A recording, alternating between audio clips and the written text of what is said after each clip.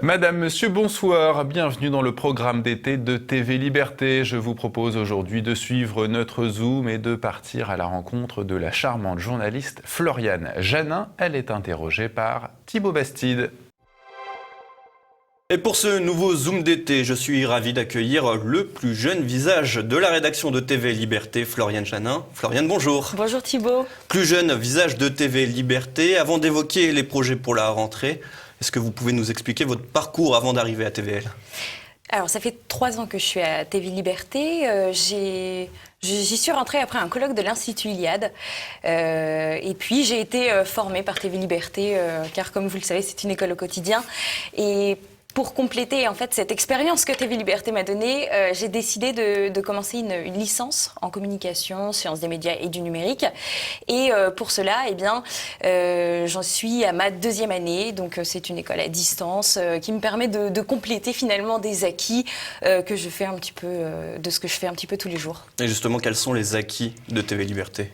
Quel est votre parcours au sein de TV Liberté ? Alors au sein de TV Liberté, je suis le plus jeune visage, mais également celle qui fait un petit peu de tout, c'est-à-dire un peu de montage dans un premier temps.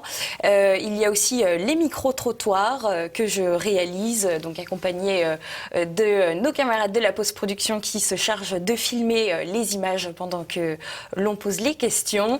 Je travaille pas mal avec Élise Blaise également sur son samedi politique, comme vous le savez, et je suis en charge également des micro-trottoirs, ce qui ne changera pas jusqu'à la rentrée. Et puis, de temps en temps, un peu de rédaction dans les brèves. Il m'est arrivé de faire un papier ou deux. Et puis, à la rentrée également, il y aura des zooms. Mais là, je crois que j'empiète un petit peu sur votre exactement, question. C'est pour la prochaine question. Il me semble que vous avez oublié un point, Floriane. Vous avez été animatrice de la radio également. Oh, bien sûr, avec Arnaud Menu, auprès de qui j'ai beaucoup appris, il faut le dire. La radio qui est désormais finie, mais avec des podcasts toutefois que vous pouvez retrouver sur le site de TV Liberté. Donc multitâche, et pour la rentrée Pour la rentrée, multitâche toujours, mais avec de nouveaux projets. Il y aura un projet de nouvelle émission, sans doute, donc présenté par moi-même. Il faut encore mettre les choses en place, mais à la rentrée, ça devrait être bon. On devrait pouvoir lancer ce projet sérieusement. Et puis, des Zooms aussi, qui seront présentés par moi-même. Il s'agit là aussi de trouver quelques invités. Et puis, toujours cette collaboration avec Élise Blaise pour le samedi politique. Parfait, donc une rentrée chargée pour vous. Donc. Une rentrée sur les chapeaux de roue, Thibaut, mais comme pour vous. Oui, ça sera l'objet d'un autre entretien. On va passer au questionnaire personnalisé. Floriane, vous en avez l'habitude, puisqu'on a déjà fait l'exercice il y a 2 ans pour la radio. Évidemment, les choses ont un petit peu changé. À l'âge de 10 ans, quel métier souhaitiez-vous faire ? Je pense que comme tous les enfants, on a quelques idées un petit peu saugrenues. Il me semble que pendant un temps, j'ai voulu, comme mon cousin, être chasseur de dragons. Compliqué. Oui, et puis on m'a expliqué que ça n'existait pas, alors j'étais fort déçue. Ensuite, je me souviens que nous avions eu un kit pour Noël d'espionnage. Alors du coup, nous étions les plus grands enquêteurs du monde avec ma fratrie, et puis on allait espionner les voisins. Finalement, maintenant, c'est un petit peu ce que je fais aujourd'hui, mais de façon plus légale, dirons-nous, en allant poser mes petites questions avec mon petit micro dans la rue aux gens qui acceptent de répondre, ce qui n'est pas toujours évident. Donc apprenti espionne. Voilà, apprenti espionne. Pas mal. Deuxième question, Floriane. Un symbole de liberté. Eh bien, j'ai choisi le film Braveheart dans son intégralité. Avec Mel Gibson. Avec Mel Gibson, avec Freedom de la fin. Je pense que ce film est avant tout un immense symbole de liberté, ou du moins du fait de devoir combattre pour parfois la reconquérir. Et ça, c'est important. Et au-delà du bien et du mal, je pense que c'est un film qui est très beau. On est beaucoup sur des paysages de nature qui sont très libres finalement. Et c'est ça qui est inspirant, c'est le beau. Et la liberté, je pense que c'est très beau et il faut tout faire pour la garder. Un défaut totalement rédhibitoire à vos yeux ? Je dirais la mollesse, sans aucun doute. Pourquoi ? Parce que les gens un petit peu mous sont souvent flagadouilles dans leurs idées, dans leur corps également. Et c'est vrai que j'apprécie plutôt les gens... Flagadouille, c'est un petit mot de Floriane Janin. Pourquoi pas? J'apprécie les gens qui sont un peu plus toniques, qui ont des idées, envie de faire des choses, qui sont motivés, qui ont la curiosité. Voilà, et là maintenant, vous allez me demander quelle qualité est importante pour moi. Eh bien, du coup, je vous dirais... ce qui combine un petit peu tout ça, la curiosité, l'envie, eh bien, je dirais que c'est la débrouillardise. Aussi, débrouillardise, flagadouille, bon, on est un peu sur... Le fait d'être débrouillard. Voilà. D'accord, très bien. Qu'est-ce qu'il y a de gauche en vous? Alors, pas forcément grand-chose, mais je dirais un certain sens de la justice sociale et de la communauté. Voilà. Justice sociale sur quel point? La justice sociale, c'est-à-dire non pas l'égalité, bien sûr, mais une certaine forme d'équité entre les hommes et les femmes, hein, parce que je suis une femme qui travaille, donc j'estime que à poste égal, les femmes ont à être égales, même si souvent il s'agit simplement de savoir aussi s'imposer en tant que femme, ce qui n'est pas toujours évident, mais nécessaire. Et puis pour la communauté, je dirais que c'est quelque chose qui va à l'encontre des valeurs de l'individualisme et du coup c'est quelque chose qui me correspond profondément. D'accord, très bien. Et question opposée, qu'est-ce qu'il y a de droite chez vous?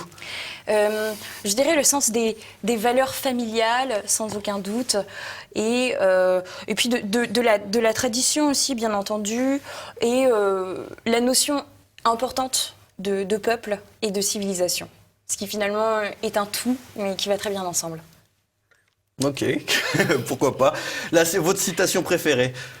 La folie n'est plus folle dès qu'elle est collective. C'est alors, ce n'est pas une parole du scribe de la Horde du Contrevent, mais c'est une de ses pensées, une des pensées qu'il note dans son carnet au long de l'aventure qu'ils vivent en groupe, en remontant le vent pour aller trouver l'origine du vent. C'est très poétique et je dirais que effectivement, plus on est nombreux sur un projet, plus on se met tous dans le même sens, plus on agit à visage découvert, et bien plus on a de poids, plus on peut toucher des gens.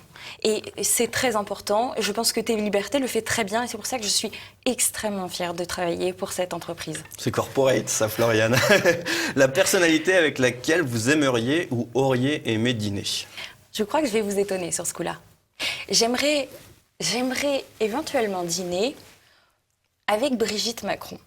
Alors, je vous explique pourquoi. Bien sûr. Je trouve que les femmes de pouvoir, ou les femmes qui sont derrière un homme de pouvoir, en l'occurrence Brigitte Macron n'est pas tout à fait quelqu'un qui est derrière l'homme de pouvoir. Elle est plutôt à ses côtés, systématiquement. Et j'aimerais beaucoup que cette femme m'explique, lors d'un dîner, c'est plus commode, quelle est son implication réelle dans la pensée macroniste? Quel est son rôle et quelles sont les petites idées qu'elle ajoute au programme de Macron? Quel rôle elle joue en fait auprès de ce personnage qui reste malgré tout assez intéressant? Quelle touche féminine elle apporte à Emmanuel Macron? Quelle touche féminine et peut-être même masculine, je dirais. Une boisson pour retrouver la joie?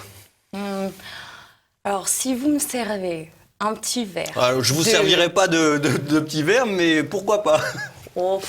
Si vous me servez, alors bien frais, un petit verre de Pouilly fumé, un petit Sauvignon blanc, eh bien, je pense que je suis comme au paradis.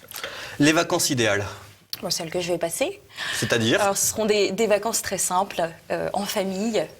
Voilà. On retrouve la valeur. Exactement, en famille, en cuisine, à la campagne, à la mer. Voilà, ça c'est complètement idéal. C'est voir des visages que l'on aime, qui nous soutiennent. Et ça fait vraiment du bien et ça permet de se ressourcer. Et peut-être une pause plage pendant vos vacances. Quel livre apporter à la plage? En termes de livres, je ne suis pas particulièrement compliquée, même si je dois avouer que les essais sont plus compliqué à aborder, du moins pendant les vacances, en ce qui me concerne. Donc je dirais plutôt des romans, pour être précise, mais lequel, je ne sais pas, peut-être que je piquerai un petit peu ce qui traîne à droite, à gauche, et je suis de nature assez curieuse en lecture, donc je lis un peu ce qui me passe sous la main. Et ben alors, le questionnaire est terminé, Floriane, je vous souhaite d'excellentes vacances, et puis on se retrouve à la rentrée. Et ben merci beaucoup Thibaut, très bonnes vacances à vous, et effectivement à la rentrée, et à la rentrée à tous. Je vous propose à présent de retrouver l'un des grands moments de notre chaîne. Fin décembre 2016, Martial Bild était allé dans les locaux du Figaro pour s'entretenir avec le journaliste Éric Zemmour à l'occasion de la sortie de son ouvrage « Un quinquennat pour rien ». Éric Zemmour, bonjour. Bonjour. Votre livre « Un quinquennat pour rien », votre livre, comme celui de Philippe de Villiers d'ailleurs, part d'un postulat simple, l'islam est incompatible avec la démocratie, avec la laïcité, avec la République, avec la France. Et ces livres sont en tête des ventes. Est-ce que cela veut dire que finalement, cette thématique-là a trouvé un retentissement au sein du peuple français? Est-ce qu'il y a une prise de conscience à travers vos livres du peuple français sur ce défi de l'islam? Il me semble, c'est compliqué à dire. Si vous voulez, je pense qu'il y a une lente évolution, une lente maturation. Qu'on y contribue, mais que c'est pas nous qui l'accouchons, qui l'accomplissons. Je pense que c'est plutôt les gens qui nous choisissent, qui me choisissent. Vous voyez, ils m'écoutent, ils se disent ah bah oui, c'est je pense confusément comme ça. Vous voyez, je ne pense pas. Je pense que c'est un grand mythe de la gauche, ça, qui croit que c'est l'extérieur, le guide, qui va forger la conscience populaire. Moi, je crois que c'est l'inverse. C'est-à-dire que la conscience populaire, elle existe, elle préexiste. Elle est latente, parce qu'elle n'arrive pas toujours à mettre des mots sur ce qu'elle ressent, mais elle existe. Et quand on vient avec les mots, M-O-T-S, sur des mots M-A-U-X, ce que je disais déjà pour le suicide français, quand on me demandait mais pourquoi un tel succès, voilà, et bien là, les gens se disent ah bah oui, celui-là je pense comme lui. Vous voyez, moi je pense que le rôle de l'écrivain, de l'intellectuel, du journaliste, tout ce que vous voulez, c'est plutôt ça. C'est plutôt cristalliser ça. Qu'on dise ah bah oui, c'est ça que je pense, et il dit exactement ce que je pense. Je crois que c'est dans cet... Bon. Donc il y a effectivement une maturation qui a évidemment été accélérée par les attentats. Mais si vous m'avez bien lu, je suis sûr que vous m'avez bien lu, vous avez remarqué que pour moi, ce ne sont pas les attentats qui déterminent tout. Pour moi, les attentats ne sont même pas l'essentiel. Je pense que nous vivons... Vous savez, le triptyque que je décris, invasion, colonisation, conflagration. Les attentats ne sont que le troisième pôle de ce triptyque. Et pour moi, les deux premiers sont beaucoup plus importants. Invasion, colonisation. Donc, ça, je pense que ce triptyque-là, toute la France le vit. Tous les gens qui ont été chassés des banlieues, tous les gens qui ne vivent pas en métropole, qui vivent dans les métropoles, je veux dire, et tous les gens qui vivent dans les métropoles, même. Tous les gens voient le changement de paysage humain de la France, le grand remplacement, comme dit Renaud Camus. Tout le monde le voit. Il n'y a pas besoin de... Vous voyez, c'est pas moi qui leur montre et qui les accouche. Non, tout le monde le voit. Simplement, moi, ce que je voulais faire, c'est mettre une analyse historico-rationnelle, je dirais, sur ce phénomène. Et toutes les analyses que je lisais ne me satisfaisaient pas. Alors, vous parlez de ce triptyque, on va revenir dessus régulièrement, mais sur ce triptyque, il y a une classe politique qui est totalement finalement hermétique à votre propos. Si on prend l'arc de Mélenchon à Marine Le Pen, tous refusent l'idée de l'impossibilité d'un islam de France. Et comment vous expliquez-vous ce refus? Alors, il y a plusieurs raisons, je pense. Il y a d'abord, philosophiquement, un double refus. Le refus de la spiritualité et le refus de l'essentialisme. Je m'explique. Pour toute notre classe politique d'aujourd'hui, je pense que ce n'était pas le cas pour nos prédécesseurs, pour leurs prédécesseurs, l'homme est avant tout un homo economicus et c'est avant tout un consommateur. Vous savez, j'ai été journaliste politique classique. Je le suis beaucoup moins maintenant, je travaille différemment, mais je l'ai été. Donc j'ai côtoyé des hommes politiques de tous les bords, de la gauche, de la droite, du Front National, de tous les bords. J'ai discuté avec eux pendant des heures, ça m'intéressait d'ailleurs, il y avait des gens très intéressants, d'autres moins. Et ce qui m'a frappé, à part une ou deux exceptions près dans les vieux, et encore, c'est qu'à chaque fois qu'on abordait ce sujet, la réponse c'était « mais t'inquiète pas, ils voudront consommer des Nike ». Je le raconte dans le livre.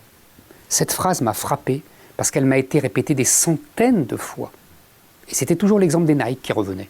C'est drôle d'ailleurs, comme quoi, vous voyez, cette marque de tennis est c'est plus que Coca-Cola. Vous voyez, dans notre génération, c'était Coca-Cola. Depuis les années 80, c'est Nike, qui est le symbole de la consommation. Ça va peut-être changer, hein, mais voilà.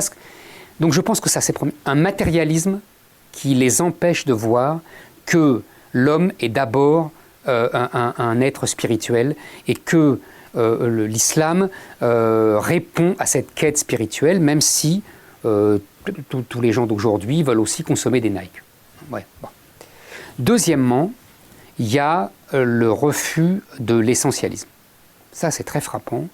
À quel point, de gauche comme de droite, alors qu'avant c'était vraiment la spécificité de la gauche, cet existentialisme sartrien, vous savez, on fait ce qu'on doit faire, ce qu'on a fait de nous. Vous voyez, cette auto-création de soi, qui est vraiment une philosophie d'après-guerre, née de la Révolution, bien sûr, mais surtout depuis 1945, etc. Et cet existentialisme inconscient, puisque pour la plupart, ils ne savent pas, est le propre de notre classe politique et de nos élites en général. Et donc, pour eux, toute personne, il n'y a pas de décence, il n'y a pas de peuple, il n'y a pas de race, encore moins, parce que c'est un mot tabou, il n'y a même pas de civilisation. Vous voyez, il n'y a que des êtres humains abstraits qui sont interchangeables et qui peuvent devenir français, n'importe qui pouvant devenir français. On n'a pas besoin de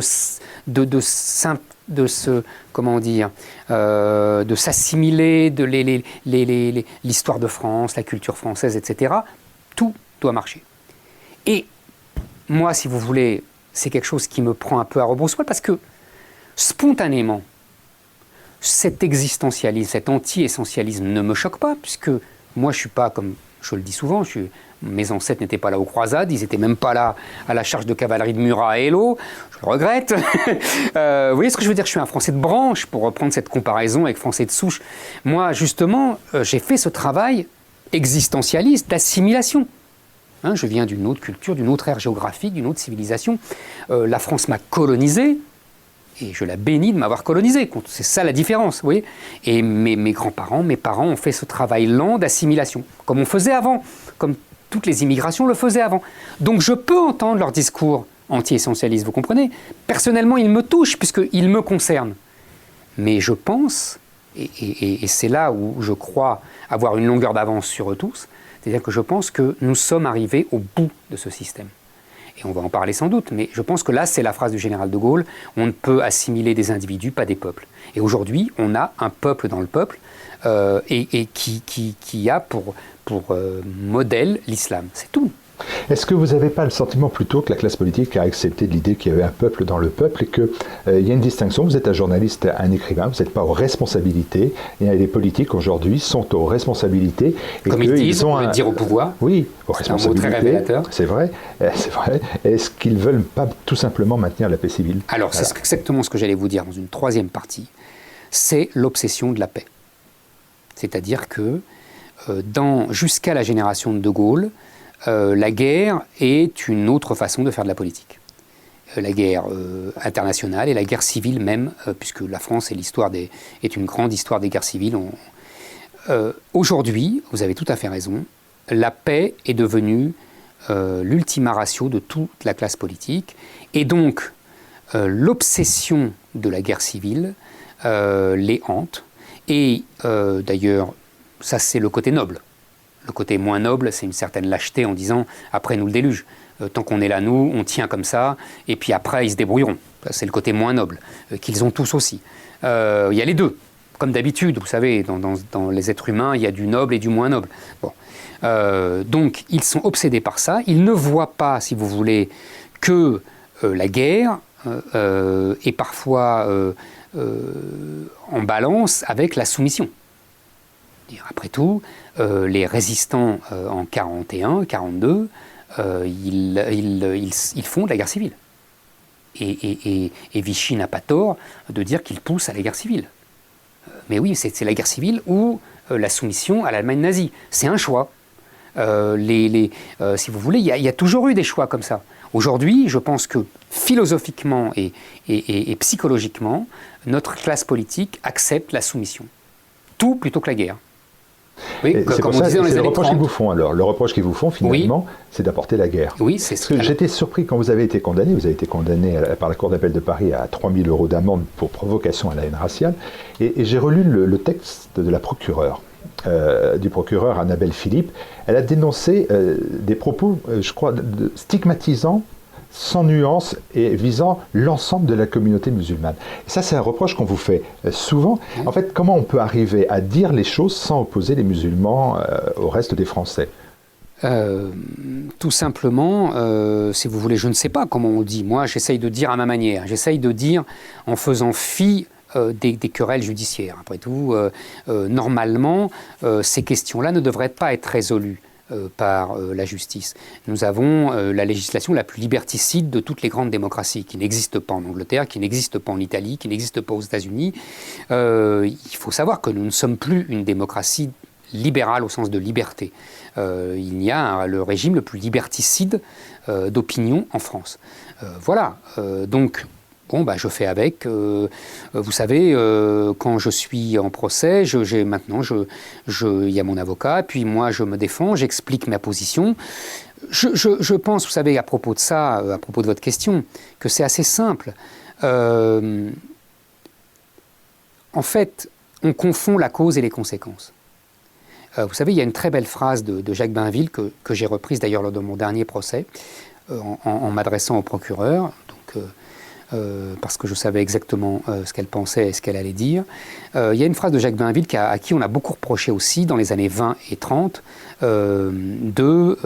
disait-on à l'époque, de pousser à la guerre avec l'Allemagne. En fait, il ne faisait qu'expliquer que la guerre était inéluctable. Parce que justement, on avait fait un mauvais traité de Versailles, pas assez dur pour ce qu'il avait de mou et pas pour ce qu'il avait de dur et trop mou pour ce qu'il avait de mou. Enfin, vous connaissez le mot célèbre. Donc, il expliquait que l'Allemagne allait se refaire et qu'on était affaibli et qu'elle allait nous attaquer et nous écraser. C'est exactement ce qui s'est passé. Tout ce qu'il avait prévu est arrivé. La remilitarisation de la Rhénanie, l'Anschluss, les Sudètes, etc. Bon. Qu'est-ce qui se passait à l'époque quand il écrivait ça ? On lui disait pas « vous faites une analyse juste de ce qui va arriver ». Non. Vous posez un diagnostic bon ? Non. On lui disait « vous poussez à la guerre avec les Allemands ». C'est exactement la même chose. Et donc il répondait « les démocraties ont l'habitude de reprocher à ceux qui annoncent les événements de les avoir causés ». Voilà, c'est exactement le procès qu'on me fait. Est-ce que vous n'êtes pas un pousseur de guerre néanmoins, voire même un provocateur ? Parce que vous connaissez le système dans lequel vous vivez, dans lequel vous évoluez, vous me l'avez dit à l'instant, depuis des années et des années.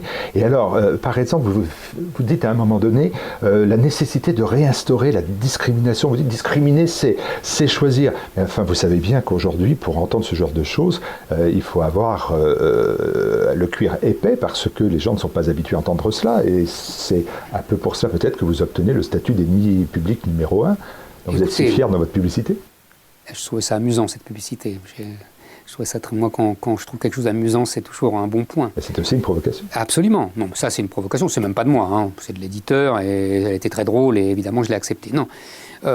Plus profondément, idéologiquement, si vous voulez, il y a eu un livre d'un juriste, un grand juriste, Jean-Louis Harwell, qui explique exactement la même chose.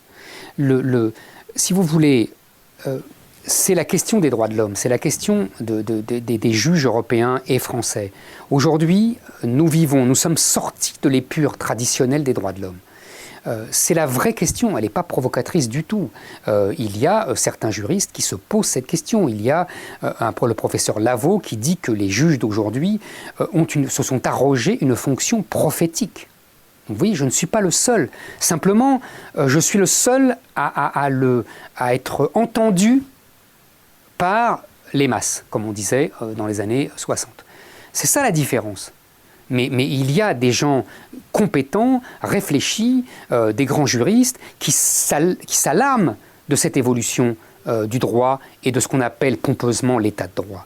Parce que ce qu'on appelle aujourd'hui l'état de droit de l'homme, je vous renvoie au dernier livre d'Hervé Juvin, par exemple, L'économie du désir, qui dit exactement la même chose, que les droits de l'homme, la conception des droits de l'homme d'aujourd'hui, on est sorti de l'épure traditionnelle, que ce n'est plus la protection des individus contre un pouvoir arbitraire, hein, comme c'était depuis la Magna Carta et le habeas corpus, etc. Vous voyez, les conceptions naturelles des droits de l'homme, même la déclaration des droits de l'homme et citoyens, c'est une autre discussion, mais au moins, il y a la protection de l'individu contre un pouvoir arbitraire. Non, aujourd'hui, la conception des droits de l'homme, c'est le règne tout-puissant, absolu, de l'individu qui s'auto-crée, l'auto-création de soi-même, et qui détruit toute société, toute nation. Vous comprenez? Et c'est ça que les juges défendent.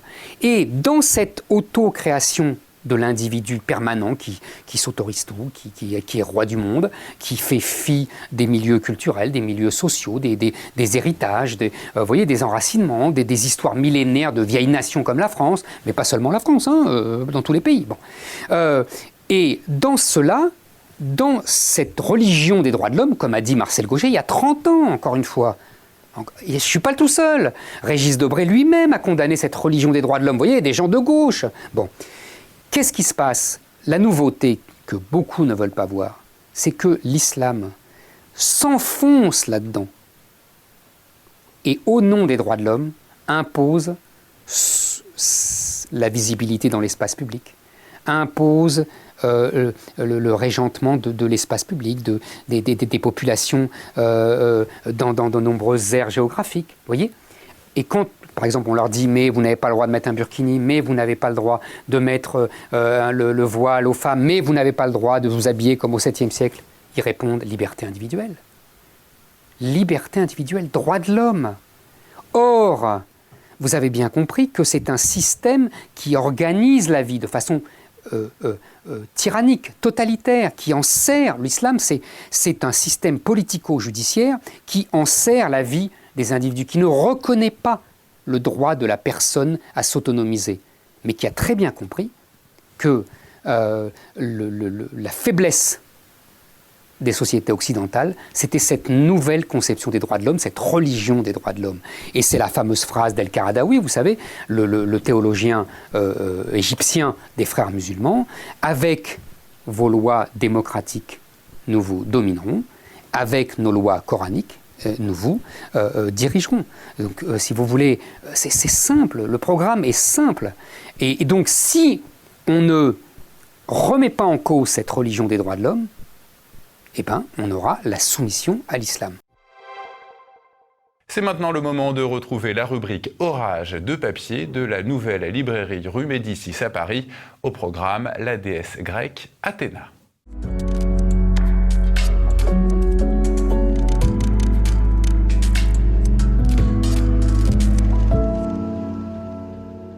Bonjour et bienvenue dans ce nouvel épisode d'Orage de papier. Aujourd'hui, je vais vous présenter Athéna à la borne, discriminer ou disparaître, un essai de Thibaut Mercier. Ce jeune avocat est un auditeur de l'Iliade, de l'Institut Iliade, institut qui a été fondé après la mort volontaire de Dominique Vénère en mai 2013 à Notre-Dame. Cet essai parle de la discrimination et du choix. Car aujourd'hui, il dénonce à travers plusieurs mécanismes que nous, Français de souche, originaires de notre terre, nous ne sommes plus prioritaires sur notre sol. En effet, à travers l'idéologie dominante, à travers des lois, des mécanismes, on priorise, on facilite l'accès aux autres, aux minorités. On facilite l'accès aux minorités, on leur permet plus de choses qu'à nous qui sommes la majorité. Or, pourtant, nous sommes sur notre terre, nous sommes sur notre sol. Dans une première partie, il nous le décrit tous les réflexes juridiques, tout l'arsenal juridique qui a été mis en place depuis les années 80-90. Dans la deuxième partie aussi, il nous dénonce cette dictature judiciaire, car maintenant, avec l'inversion accusatoire, nous sommes obligés de prouver que nous ne sommes pas coupables, que nous n'avons pas fait preuve de discrimination. La présomption d'innocence n'existe plus dans les cas de discrimination supposée. Mais, dans une troisième partie, Thibaut Mercier nous expose qu'il y a d'autres pistes, qu'il y a d'autres solutions, qu'il y a un autre type de société pour essayer de parvenir à autre chose, pour essayer de revenir à une société équitable et à une société qui permet à chacun et à chacune de réaliser son potentiel. Bien sûr, dans cette société, il n'y a pas de victimisation possible, il faut prendre son destin en main comme un honnête homme européen. Merci donc de m'avoir écouté sur Orage de papier et nous vous donnons rendez-vous bientôt pour un nouvel épisode.